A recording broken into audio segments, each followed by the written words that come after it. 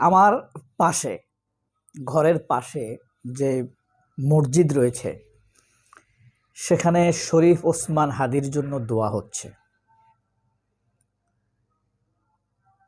শাহবাগে যে পরিস্থিতি দেখে এসেছি, মানুষের মুখে মুখে দোয়া।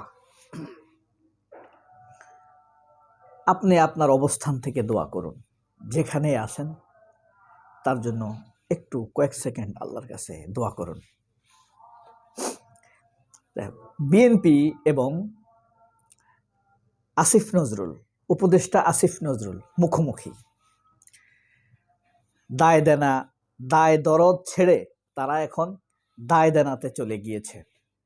কারণ বিএনপি, আসিফ নজরুল কিন্তু বিএনপি প্রেসক্রাইব উপদেষ্টা। এখন কথা হলো, আসিফ নজরুল বিএনপিকে ব্যবহার করে নাকি বিএনপি আসিফ নজরুলকে ব্যবহার করে?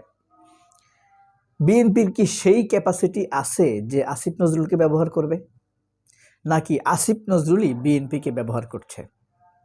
আপনি কোনটা বিশ্বাস করেন? আপনি যাই বিশ্বাস করেন না কেন, বাস্তবতা হলো বিএনপি আসিফ নজরুলকে ব্যবহার করছে। কারণ আসিফ নজরুলের সুতা তো এখানে না। আসিফ নজরুলের সুতা প্রথম আলো হয়ে ইন্ডিয়ান এম্বাসি ফেলানিপট্টি হয়ে দিল্লি। সেখান থেকে নির্দেশ আসে আসিফ নজরুল কিভাবে করবে, কাজ করবে, কিভাবে কাকে ডিল করবে। এই যে শরীফ ওসমান হাদির উপরে গুলি হলো, তাকে হত্যা করা হলো, সারা দেশ যে উথাল পাথাল ঢেউ বয়ে যাচ্ছে, দোয়ার ঢেউ, ক্ষোভের ঢেউ, দ্রোহের ঢেউ, হৃদয়ের আগুনের ঢেউ। সেই আগুনে বিদ্রোহীরা উত্তাল হয়ে উঠেছে, জ্বলে পুড়ে যাচ্ছে দালালেরা। এখন কথা হলো, সারা দেশ এখন আসিফ নজরুলকে প্রতিবাদে খাবলে ধরেছে। কিছুক্ষণ পরে, ঘন্টা 24-25 বা 48 ঘন্টা হোক, 2-1 দিন পরে হোক, আসিফ নজরুলকে কিন্তু ঘাট ধরে নামাই দিতে পারে এবং রাস্তার উপরে জুতা পেটাও করতে পারে, বলা যায় না। এই তালিকায় জাহাঙ্গীরও থাকতে পারে, আরও অস্ত্রধারীরাও থাকতে পারে। কারণটা কি? কারণ হলো, দেখেন, সেই খুনি অস্ত্র এবং চাঁদাবাজির মামলায় হাতে নাতে ধরা এই সকল আসামির কিন্তু জামিন হয় না।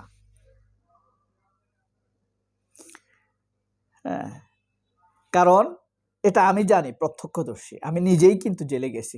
কেন জেলে গেছি জানেন? আমার দেশ পত্রিকার সম্পাদক মাহমুদুর রহমানকে যখন অ্যারেস্ট করে, সেই দিনই আমি জেলে গেছি।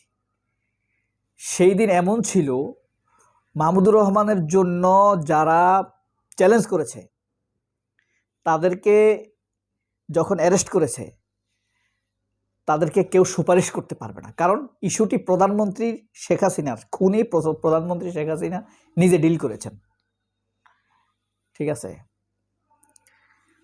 তো আমাকে অ্যারেস্ট করার পর আলোচনা হচ্ছে কি অস্ত্র মামলা দিবে না কি দিবে, অথচ আমি ছিলাম শহীদ মিনারে। ঠিক আছে?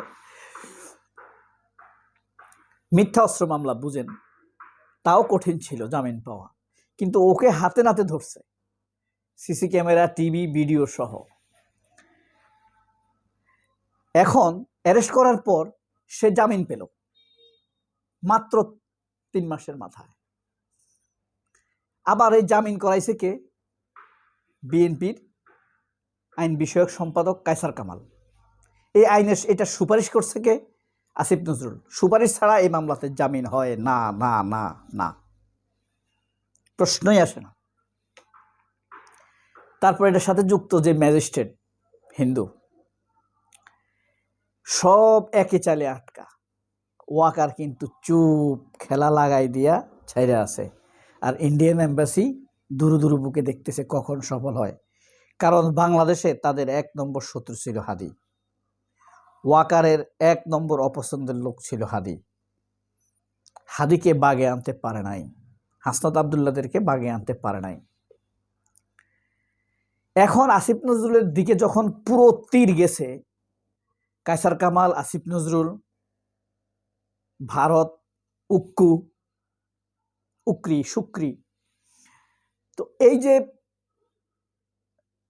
আসিফ নজরুল এখন দোষ সারানোর জন্য দোষ দিয়ে দিয়েছে কাকে? কায়সার কামালকে, বিএমপিকে, এখন বিএনপি আর আসিফ নজরুল মুখোমুখি।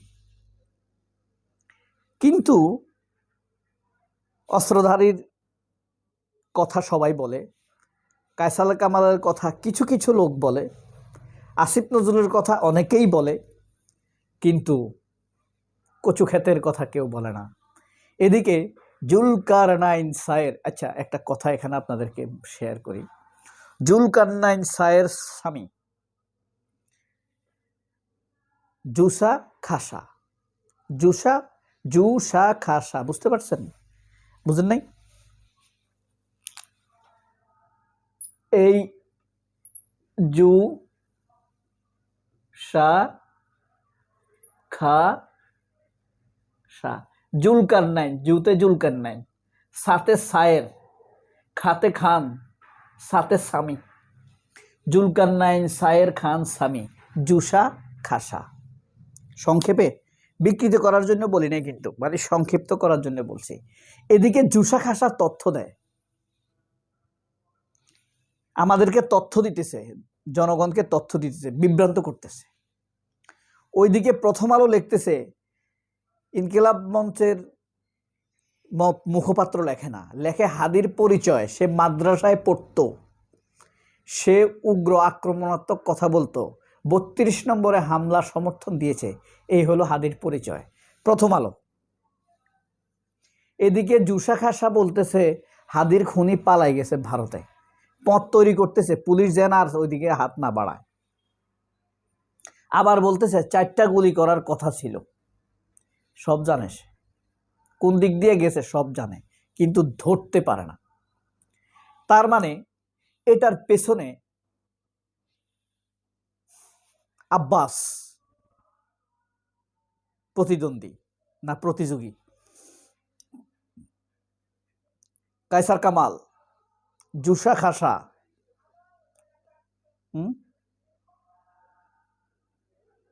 এখন আসিফ নজরুল দায় সামাই দিছে কায়সার কামালের দিকে। হাসি বুকের ভিতরে যে কেমন লাগতেছে, এদেরকে যে মুখোশ খুলে দিয়ে গেছে হাদি। নির্বাচনের আগে কত লোকের যে মুখোশ খুলবে ভাই, নির্বাচনের আর কয়দিন আছে? 2 মাস কিন্তু নাই।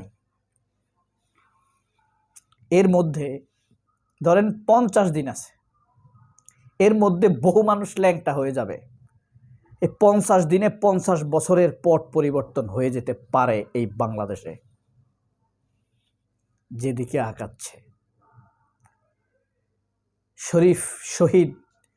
শহীদ শরীফ ওসমান হাদি রহমতুল্লাহ আলাইহ কে আল্লাহ এই পৃথিবীর চাইতে যেন সম্মানিত করে রাখে, তার পরিবারকে যেন আল্লাহ হেফাজত করে। আমরা যদি কোনোভাবে সামান্যতম তার পরিবারের উপকারে আসতে পারি, আমরা আল্লাহর কাছে শুকরিয়া আদায় করব। হাদি আমাদের সবার, আমাদের ভাই। আল্লাহ হাফেজ, আসসালামু আলাইকুম।